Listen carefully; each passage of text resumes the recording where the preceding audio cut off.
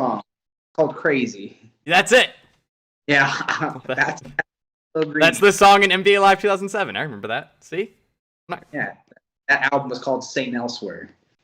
All right, Tribute. hot shot. So we'll start off our R&B podcast later for you. Yeah, let me in on it. All right, so let's get started. That way we are not here too late.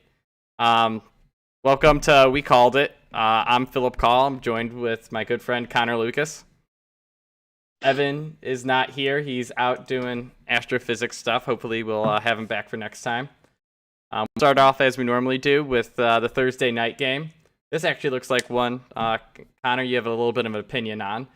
So we got Carolina versus Houston. Houston is getting 8 points as the home team, and the total's 43. So what angle are you taking, Connor?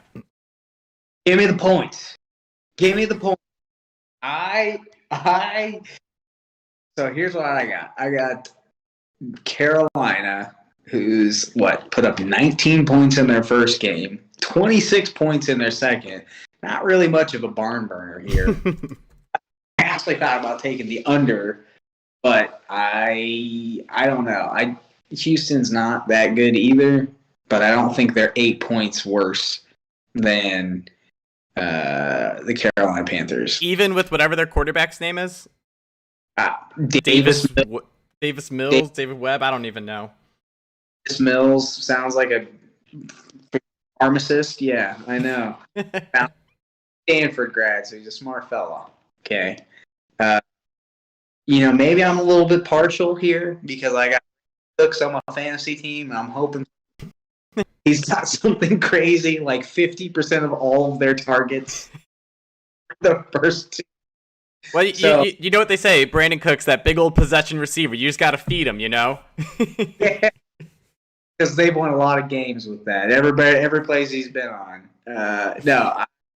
Personally, surprisingly, I don't think that they have looked all that bad. If this was a Tyrod team, then I think I would have taken. I might have even taken. If I don't, that spread wouldn't still be there. But yeah.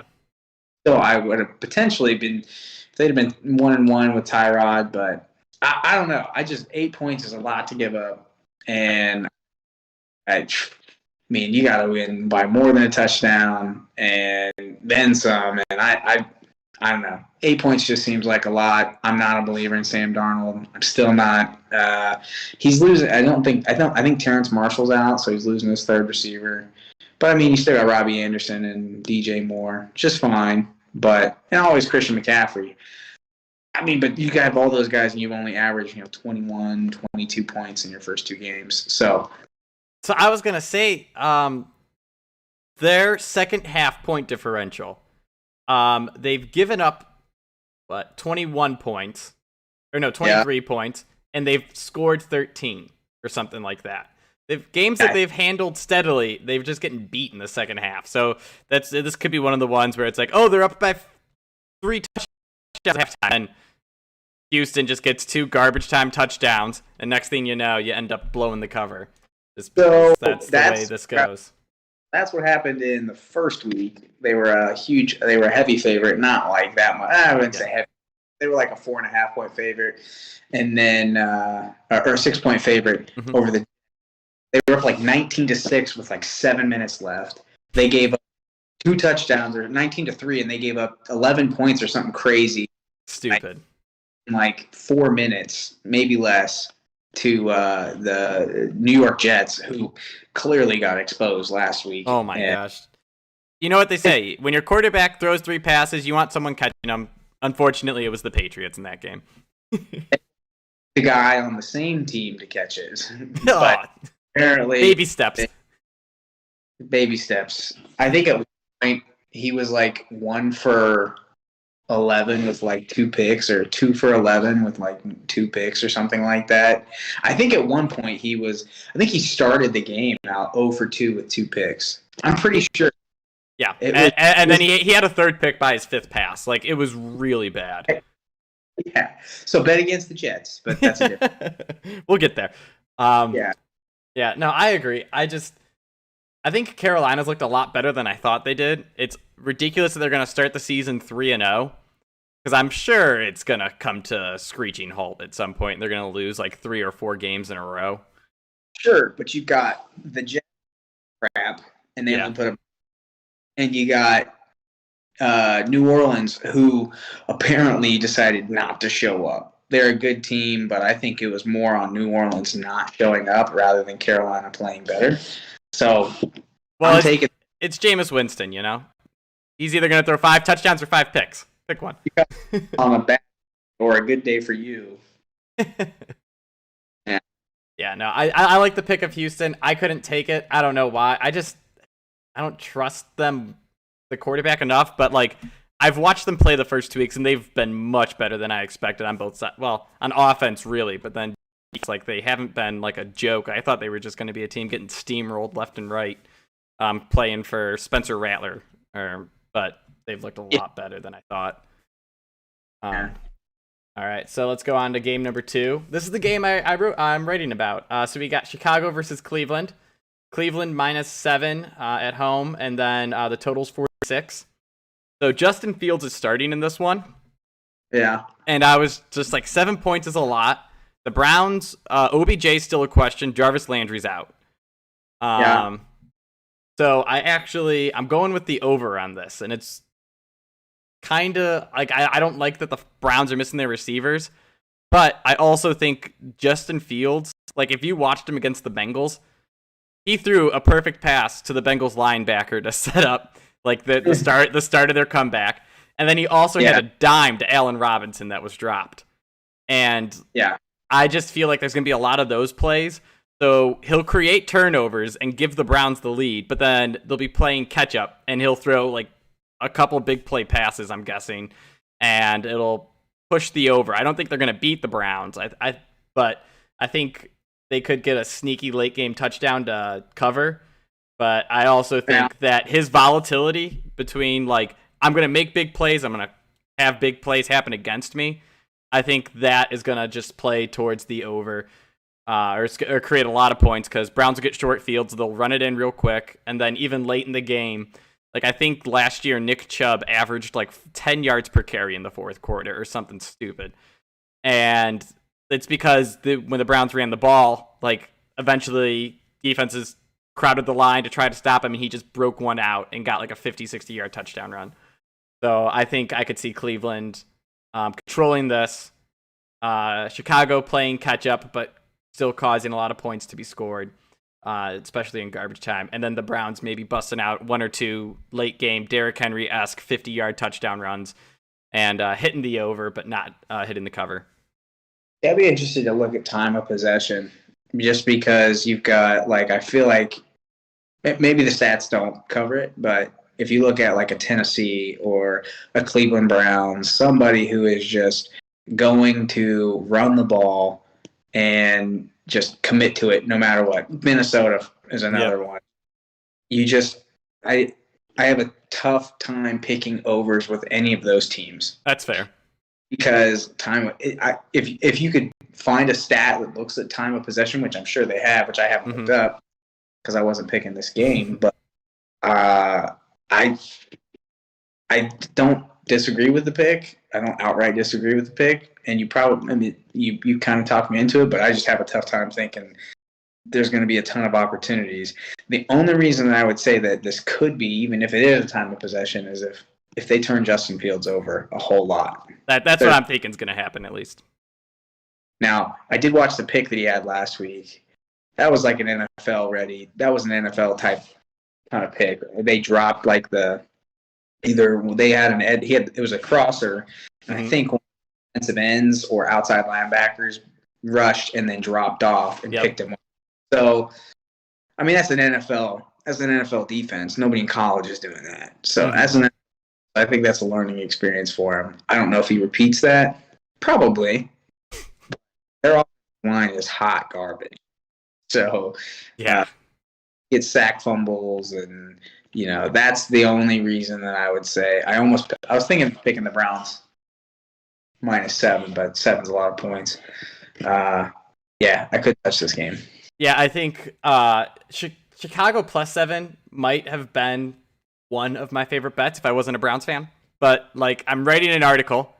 My family's probably going to read it, and I'm going to say, bet against the Browns? Come on. I can't do that. Yeah, well, smart money isn't always the most, I don't know, I would say the most enjoyable for a team that you can't. That's why I'm also like, yeah, I got Brandon Cooks on my fantasy. Go. Texans are going to cover for sure. He's going to catch an 80-yard touchdown. I know it. Yeah.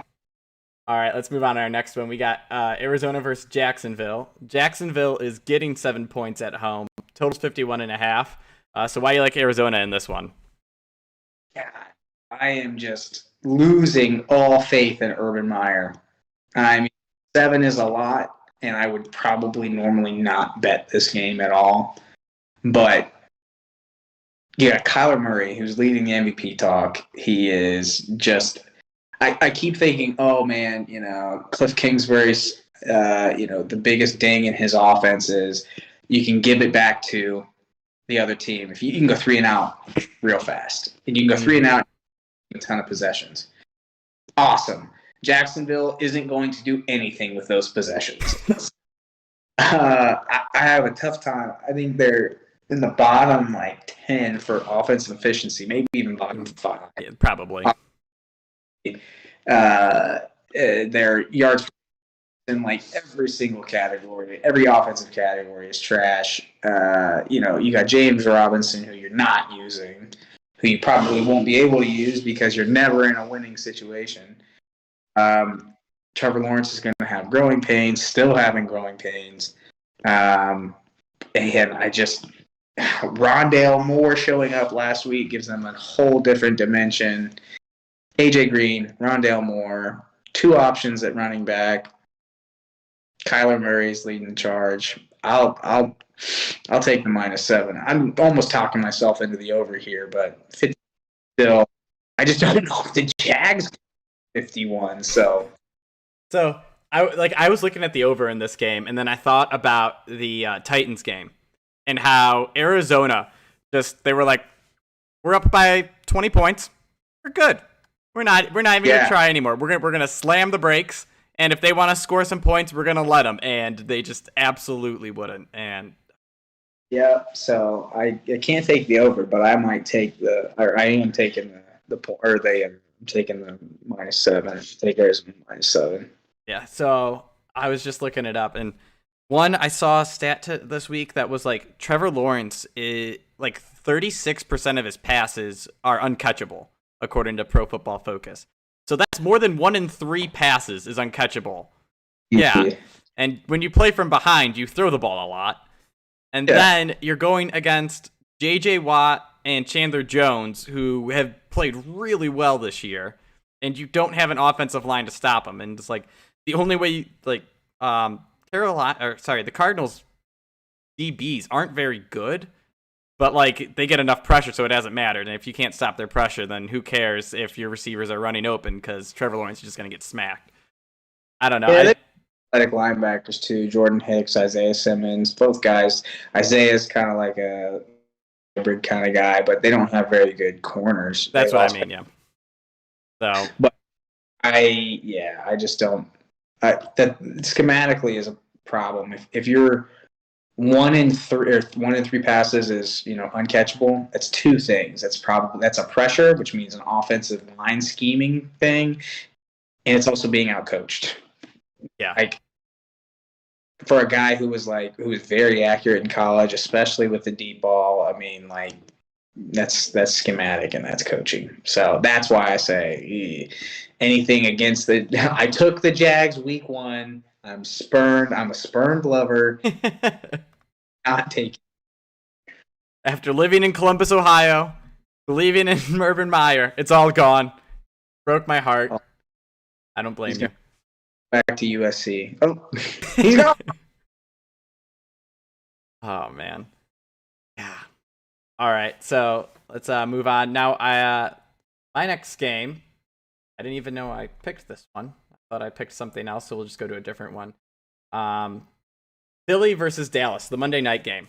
One game I'm actually really excited about. I took Philly +3.5, and I am just of the belief that Dallas got lucky in week 2. In week 1, they got 4 turnovers, and they didn't win the game, despite their offense looking phenomenal. Yeah. So I think Philly has started off a lot better than people expected. And I think the reason San Fran could hold their offense down so well is because they had the up front to do it. And still, Philly busted out like a couple big plays and then just didn't convert in the red zone. I think there was one where they had 4 downs from like within the 5 after like a Quez Watkins 95-yard catch. And they didn't even convert. But I think Philly has been the surprise team, and I think they have people up front who are going to stop the run, and Dallas isn't going to feel tempted to throw the ball, which I think they should. I think they should let Dak Prescott just throw as many times as he wants this game. But they're going to be Dallas, and they're going to be like, no, it's a close game. We can continue to ground and pound and not utilize their mismatch on offense.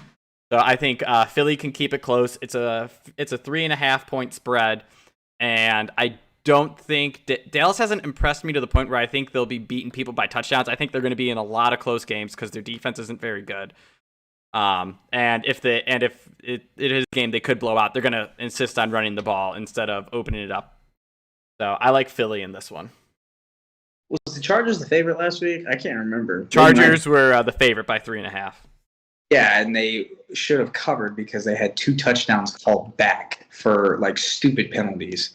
One was like a 60-yard bomb, and the other was like actually they were both long passes, and one of them was to Mike Williams, the other was to a tight end, and they had both of them called back for ghost holdings because they were in Dallas, and so their last drive ended. Keenan Allen caught a pass. They called it a touchdown on the field, but it eventually got called back to the half-yard line. They throw the ball in on the next play, and that gets called back. And it was a legitimate, like, illegal pick play. But then was the intentional grounding call that everyone argued.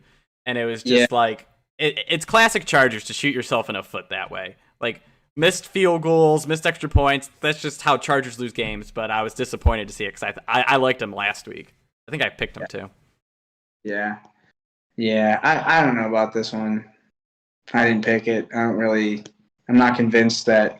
You just see the names on the Dallas paper, and you're like, man, why are these guys not crushing people?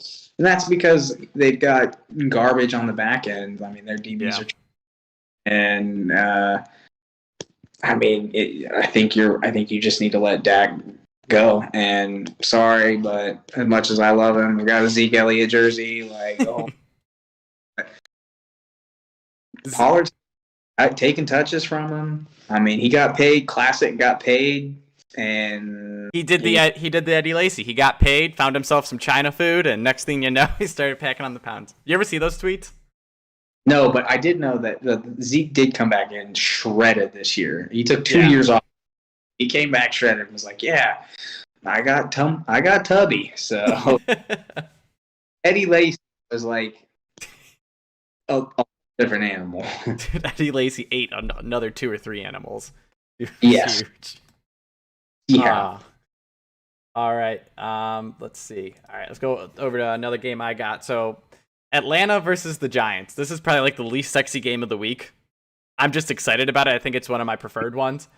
So I don't think Atlanta's as bad as we've seen.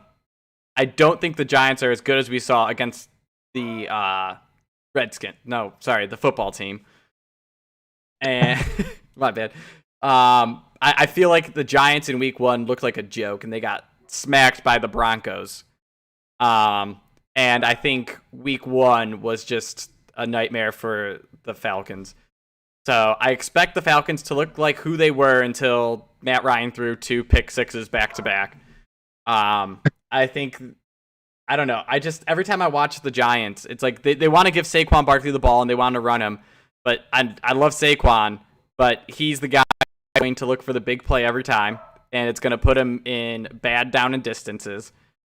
Kenny Galladay's kind of been a waste on that roster. I think PFF had him graded pretty well, but it's like they're just throwing it to Sterling Shepard, who who's had a good year, but I don't know. I am not a big believer in Daniel Jones. I know he's been good so far, but I'm just not buying it. I don't buy that offensive line. And I think at the end of the day, it's two bad teams going against each other, and I think Matt Ryan just has the edge over Daniel Jones. And if I'm getting Matt Ryan and the points, I think that's good enough to at least cover field goal spread. Yeah, I thought about taking. I think this is like the lowest point total for the week, isn't it? Is it close No, to that it's 47.5 here. The one right underneath it on my list is New England versus New Orleans, and that's 42. So, which I think. Yeah, I tend to agree with you. I tend to agree with you on this one. I just don't know. You have to have a running game. Atlanta doesn't have a running game. Yep. Kyle Pitts has been blanketed because there's not a whole lot else. You got Kyle Pitts, you got Calvin Ridley, and then you got Russell Gage and Olamide Zaccheaus. I was gonna say I know Zaccheaus. That's the I just love his last name. Yeah, and I haven't seen much out of them, and I haven't seen much out of their defense either. So I just wasn't sure whether to pick. But man, it is hard for me to go. Yeah, let me pick the Giants -3.5 or whatever it is, and I'm like, I can't do that either because Saquon. And watching Saquon run, he's a freak athlete, but he's never adapted to the three best mentality, which the best in the NFL do. Even Christian McCaffrey, probably one of the most athletic dudes in the NFL, he'll put his head down, get 2 yards, and then go back to the next play. Saquon doesn't do that. Yeah, you got to live to fight another day.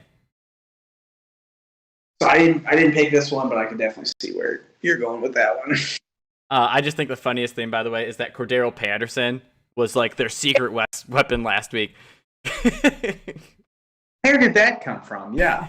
2 touchdowns, but he had 7 rushes for 11 yards, and it's like, okay, that's the Cordero Oh, and he had one of those carries went for 10 yards. Yeah. He had carries for 1 yard besides that one. Like that's the Cordero Patterson I know. So that was definitely an anomaly. Yep. All right, so let's go back to one of your games. New Orleans versus New England. We just mentioned it. The Patriots are -2.5 favorites, and then the total's at 42.5. And I think you got the over at 42.5. Yeah, I got the over. So I've got. I think Mac Jones and crew have gotten into the red zone. I think they're in the top half of red zone, getting to the red zone, not red zone official, but they're getting to the red zone. I think they moved the ball well. They've moved the ball. They're top half in offense. Defense. He's figuring it out. Their defense is good. They'll give him opportunities. But I'm also betting here that I'm taking the old Jameis trick. I'm rolling the dice here and. Oh, okay. Well, Jameis is, going to figure it out, and he's going to throw for 300 yards and 2 touchdowns, and then Alvin Kamara is going to have a heck of a day. I'm not convinced that New England's defense is as good as the Jets made him seem last week. So technically they've only given up total points, 20 points and 2. Yep, 20, something like that. So I don't think they're that good, and I think Sean Payton is a guy who lives up to the expectations. So he plays up to his competition, and I think he plays up to Belichick, and he plays down to whoever else he's playing. And clearly he was like, yeah, Carolina, yeah, they suck. Oops, they were playing the Jets earlier. Yeah. So, and I think, quite frankly, he game plans a little bit. He's a finesse guy. He's a new coach.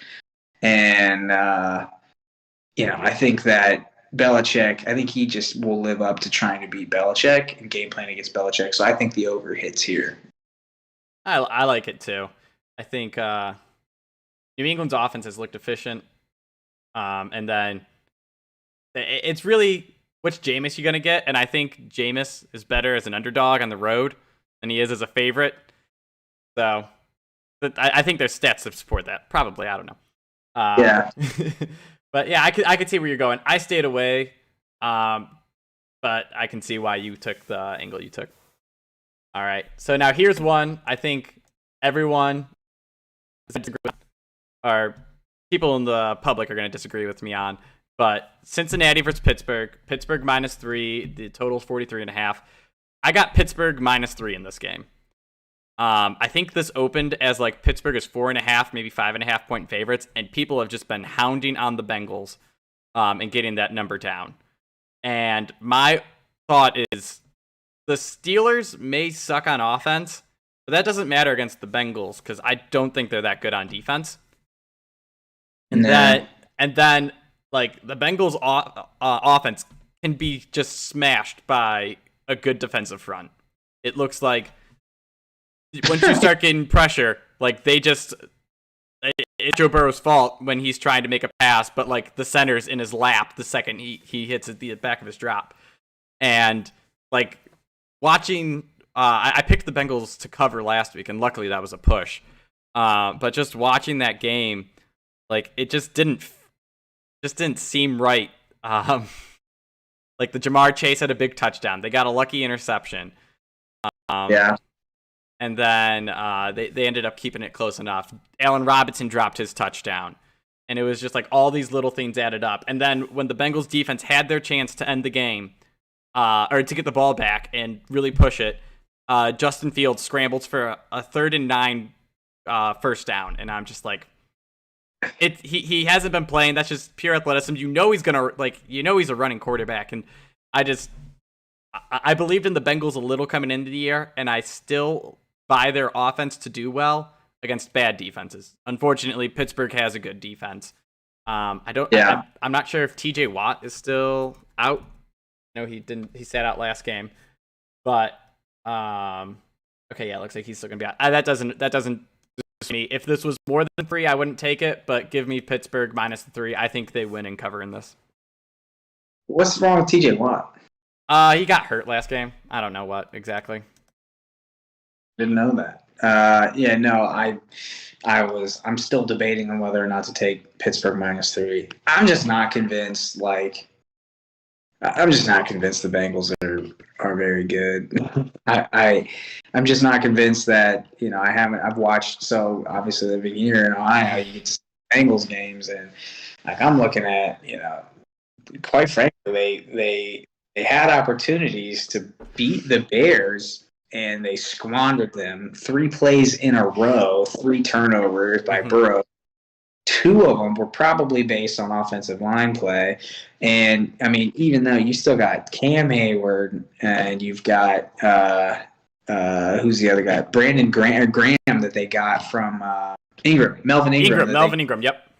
Melvin Ingram that they stole from San Diego, who Dupree. So, I mean, you got like some serious edge rushers, and I just think they're going to eat them up. So I'm tempted to agree with you, and I'm tempted to take I haven't taken them yet, but by the end of the weekend, I'll probably end up. Quite frankly, it'll depend on the night, and then I might just be like, yeah, whatever. I mean, if you wait long enough, that number might just keep getting bet down. You don't even have to give up a whole field goal. I don't buy. Like, the total's 43.5. So, like, this is a bet against Pittsburgh's offense, I think, is where everyone's going. And I do think Big Ben is currently a joke. But I also think, like, Chase Claypool is due to make that big catch and run. Like, I think so. I saw a stat. He's on my fantasy team. So he had, like, I think he had 3 catches on 9 targets for 70 yards. But he should have had like 150 yards and a touchdown. So you also, Deontay Johnson is probably not going to play. You also have to watch T. Higgins, who's probably not going to play. He's questionable, but Cincinnati, an Inquirer, I think reported that T. Higgins might not play, or he's on pace to sit. Quote is what they. Yeah. So that's a big loss because I think he's their. I think he's like Burrow's go-to guy. Jamar Chase is their deep threat. Tyler Boyd's their slot. And T. Higgins is their, like, I'm just going to go win one-on-one against whoever I'm against. Yeah, exactly. All right, we'll see where that game ends up, but I just can't believe Pittsburgh wins week 1 against Buffalo, and they get a lucky blocked punt, but like their defense looked legit, and now everyone after one bad game is like, oh, well, Pittsburgh, they're awful, and that was against the Raiders, who have been like a surprise team. So I'm just not buying it. I think the Steelers are going to be a a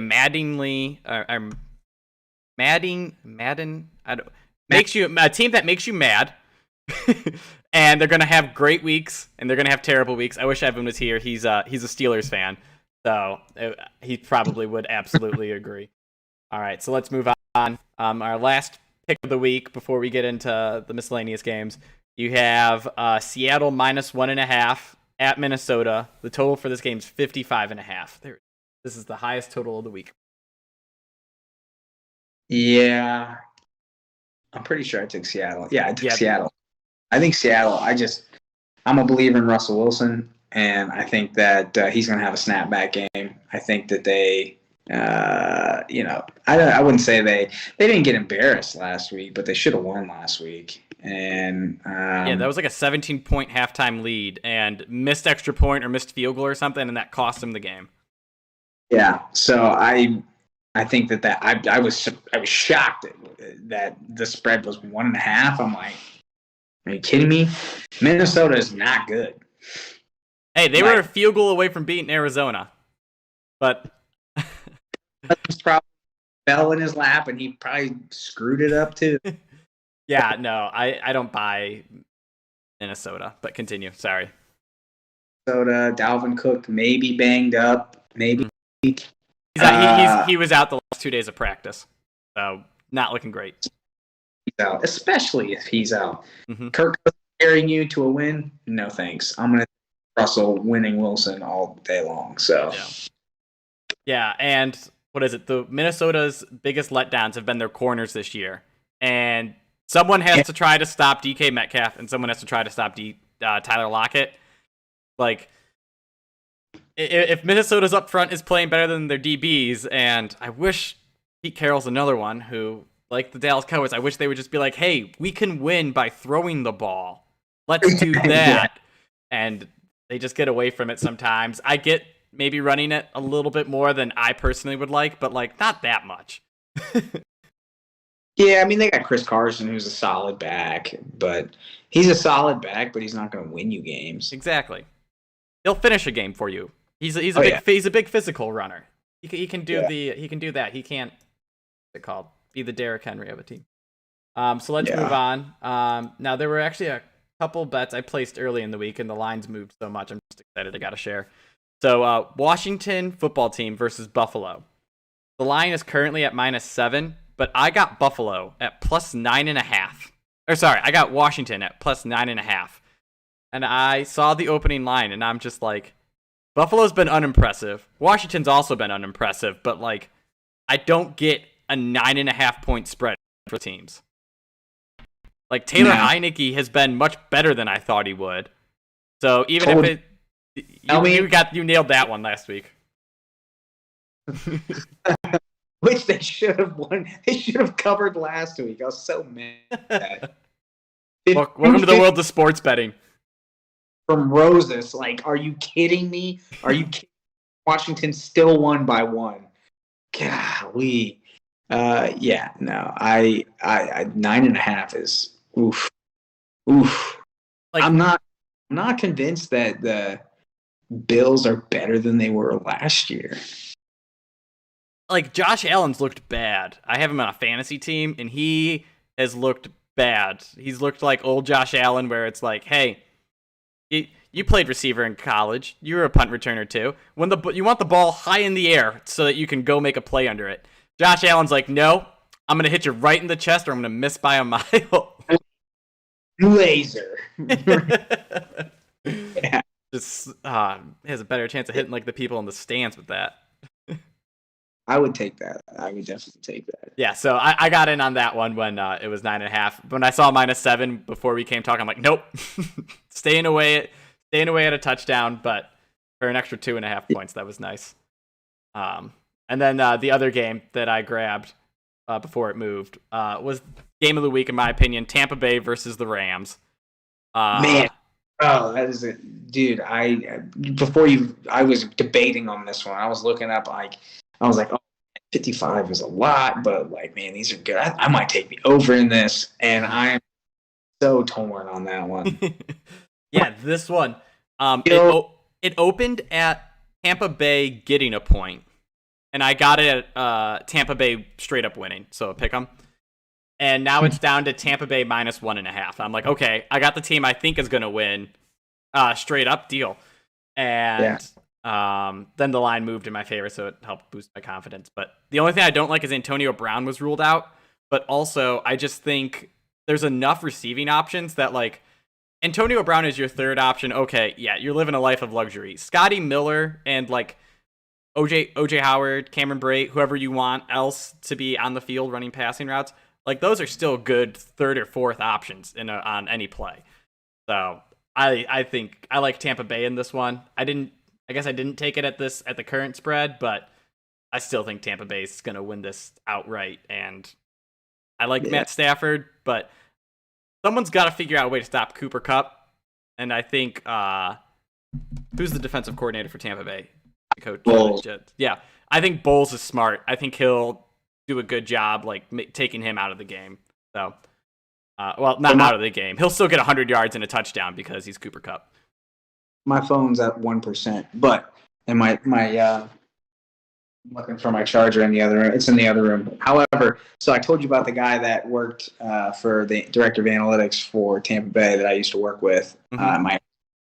He said Todd Bowles is an offensive-minded defensive coordinator. So he doesn't come into and he comes into the defensive room, asks for all these analytics on the other team's worst part of their offense, and attacks. Wow. If you've got a shitty left tackle, he's blitzing your left tackle. If you've got shitty corner, or if you've got shitty wide receivers, he's going to load the box. So, like, he game plans every week based off of your worst part of your offense. And so, let's see. Well, now, I guess they have a pretty – so my guess is they have an average set of backs. Darrell Henderson's banged up. He's going to maybe do some stunting and some blitzing up front, but he's going to sit in zone and say, Matthew Stafford, I'm not going to let you beat me because I think your running backs aren't that good. So I think he's going to say, yeah, I'll make your running backs beat me. I'm going to take away your strongest point, which is obviously everything that you can do with all the guys on the outside. Adding to that, like, part of the Rams' best part of their offense has been the big plays they've put up. And, like, they have 3 or 4 touchdowns of, like, 40-plus yards or something. And I think if Todd Bowles is smart enough to take that away, then, like, that's awesome. And it's going to limit it. And I don't think Matt Stafford is comfortable being that. I'm going to check down. And I don't think Sean McVay is either. All right. I think we lost Connor. Yep. All right. Since Connor's phone died, we'll just call it a point there. Thank you for listening, and please like and subscribe to our channel.